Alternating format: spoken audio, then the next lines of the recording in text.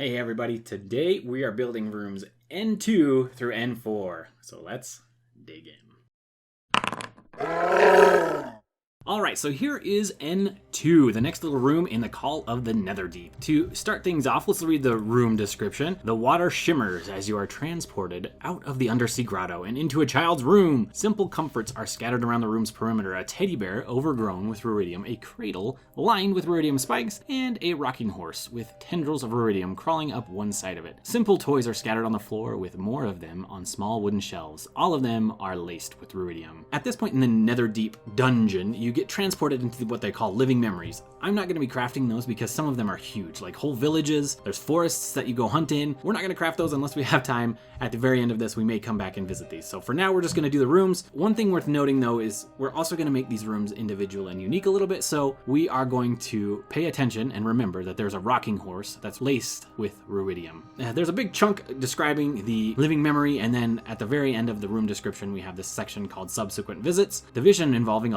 Alexian's childhood home is not repeated if the characters leave this area and return later. On future visits, this grotto is dark and empty except for a few patches of seagrass. And that statement right there, we are going to see a whole bunch, which is why we're crafting all these rooms together. Step number one in this is to get our foam ready. So we've got inch thick XPS foam, and I'm cutting these down to pieces that are wide enough that I can make these half-inch thick instead. And we're going to glue them together just like we did in our last video with some hot glue. Once those are all glued up, I am going to start drawing the shape of the room from the book and kind of match this as best I can. The nice thing about this is we don't have to match exactly because this is our own little deal. Then we're going to cut it out with our Proxon once we've got the shape the way that we like it, nice and easy. I love the Proxon. From here, we're going to use this drywall putty again, and we're just going to fill in the cracks to make sure that that transition is nice and smooth. A lot of this is going to be very familiar to our first video. Then after that, we are just going to do a whole bunch of sanding to make sure that that is nice and smooth. Now we're going to cut out the walls, and this is just about an inch in width, and it's the dollar store ready Ford variety of foam core. We're going to cut those out, pre-bend them with the paper on, pull the paper off, hot glue, and attach and hold until the glue is nice and solidified.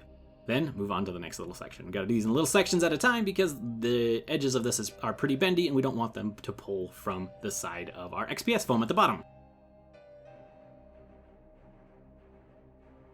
Once we've got that done, we're going to make some interesting features in the room. There's a couple of them that are outlined in the books, but we're just kind of doing our own thing. We're going to cut our ½ inch into a 1/4 inch XPS foam, and then we're going to make these look like rocks, some more natural looking shapes, and bevel the sides, hot glue them, and stick it in the room here, just kind of like we did last time as well.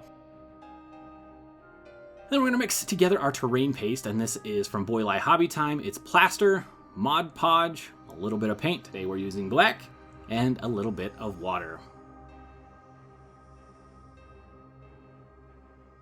And we're just going to put this all over everything, and this just solidifies the foam, gives it a little bit more durability, as well as when we go to spray paint and prime, it protects the foam from the spray paint, which is pretty bad. So we've got that on the rocks and the walls. Then what we're doing here is adding a little bit of sand to add some grit to the floor.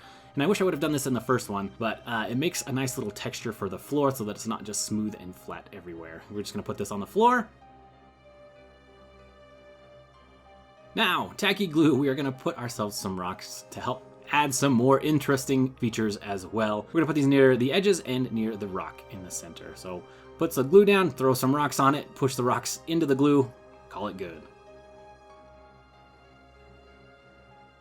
Here are the colors we're using for the base of the floor. Mix them all together, mostly gray with a little bit of dark green and a little bit of the blue color. Gives us a nice kind of aqua-y color.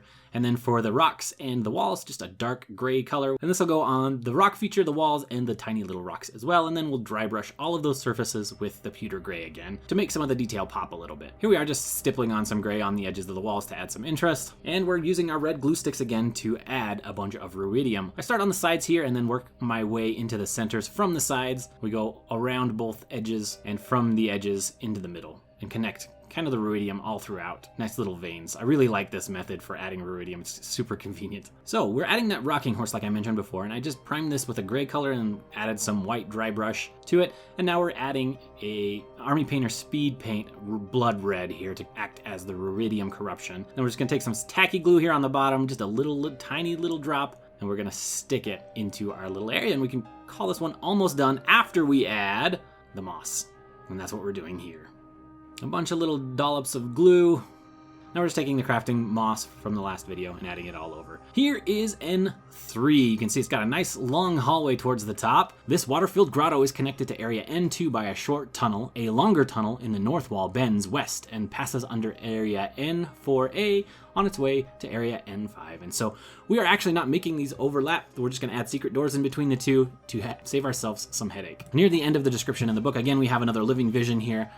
Jump down a little ways, you get this, ending the vision. Once this scene has played out, the forest fades away and the characters are returned to the underwater grotto. If they accomplished one or both tasks in the vision, a small unlocked chest appears on the floor nearby, and it contains the following based on what they completed. And here we are again with the subsequent visits. The vision of Elixian's first hunt is not repeated if the characters leave this area and later return. On future visits, the grotto is dark and empty except for a few patches of seagrass. Here we are, we're gonna repeat the same process as before. I'll catch up to you once we get to something new. As the text mentions, here is a chest. I just printed this. It's from Loot Studios.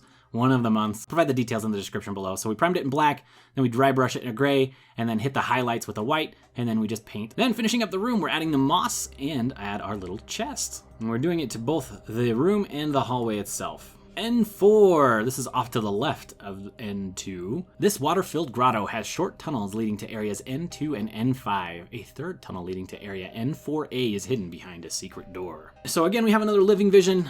Towards the end of the room description, we have under ending the vision. After Elixian speaks these words, the vision fades and the characters are returned to the underwater grotto. As the characters reappear in the grotto, a secret door in the north wall opens. Beyond this door lies a short tunnel leading to a small chamber.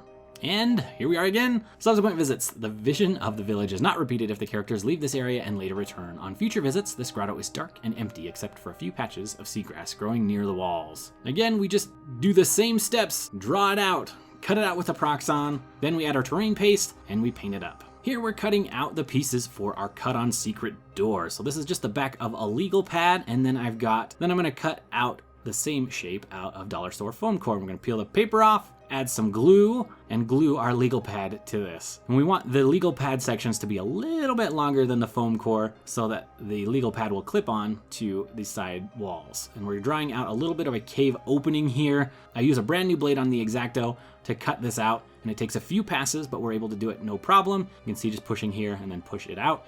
And that is what the secret door is going to look like. So the idea here is they just can swim up and swim through. Then we're going to paint it with the same color scheme as the walls, add in our moss, and call this area good. Area N4A. This is like a secret little room. In the middle of the chamber stands a marble pedestal, above which floats a mote of opalescent light about the size of a fig. A bolt of crimson energy occasionally crackles across its glowing surface. Resting on the pedestal below the light is a tiny gray doll in the shape of some kind of four-legged animal. The doll on the pedestal looks like a moorbounder. It has sentimental value to Elixian. If the characters pick it up, everyone in the room hears the Apotheon whisper, "Maiska, my old friend." The moorbounder doll might prove useful to the characters in area N6. So rather than repeating everything we just did again, we're gonna cut to the good stuff. We are making a pedestal here, and I'm just using a miniature to gauge how tall I want it, and then we're gonna cut it out with the Proxon, pull the miniature back up, and determine how wide we want the pedestal. And then we're gonna cut that out again to make it a nice square-ish shape, and then we're gonna cut two pieces off, and this will be the top and the bottom, and then we're gonna thin out the rest of it so that we have a thicker top, a thicker bottom, and then a thinned out middle. Here we are, just gonna glue those pieces together, and there she is, all done. Now we just need to paint it. I'm just gonna paint it with white after we first insert a magnet. So I cut this out with an X-Acto knife, just dug it out, put some hot glue in, snag our magnets, press them in firmly, and hold it for a few seconds before it sets, and then we're able to pull out the entire stack of magnets.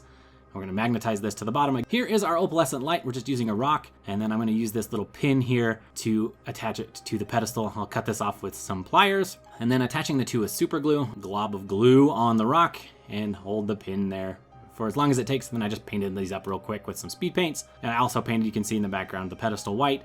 Just use some tacky glue, stick this guy in, and it should be good to go. All right, the only thing left to do is to set everything up.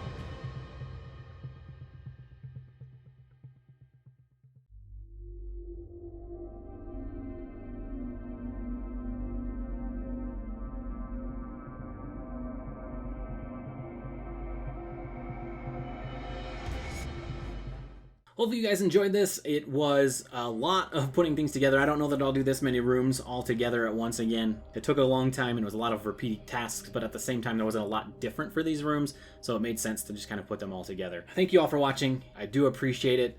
Huge shout out goes out to my patrons. You guys are the best. We'll catch you in the next one.